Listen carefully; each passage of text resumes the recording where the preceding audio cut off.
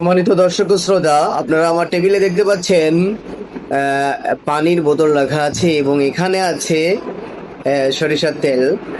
আর এই সুন্দর একটি কাচের বোতল, যেখানে এর ভিতরে রাখা আছে মধু, পাশে লবণ, কালো জিরে ইত্যাদি ইত্যাদি আছে। এটি মূলত আমার একজন শুভাকাঙ্ক্ষী অর্থাৎ মুসল্লি, যিনি জিনের সমস্যা আক্রান্ত হয়েছে।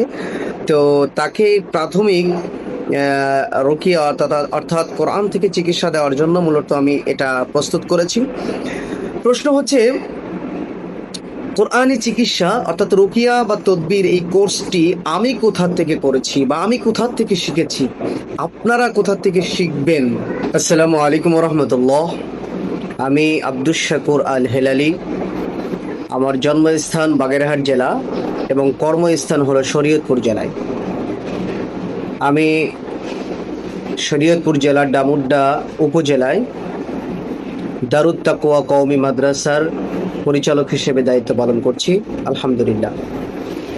আমি অনলাইন থেকে রুকাইয়া ও তদবির শিক্ষা কোর্স আমাদের শায়েখ হাফেজ রাসেল মাহমুদ হজরতের অধীনে এই শিক্ষা কোর্সটি আমি সম্পন্ন করেছি, আলহামদুলিল্লাহ।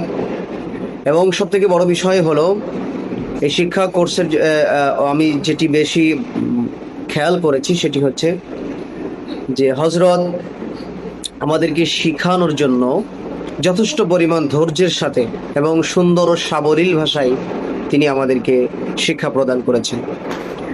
আর সবথেকে বড় ভয়ের বিষয় অনলাইনে সেটি হচ্ছে যে আমরা এখানে কাকে টাকা দিব এবং কিভাবে কোর্সটি সম্পন্ন করব, এই আস্থা আসলে আমরা রাখতে পারি না।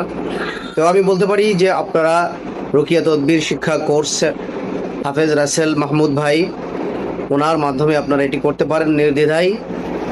আপনারা আশা করি সফল কাম হবেন।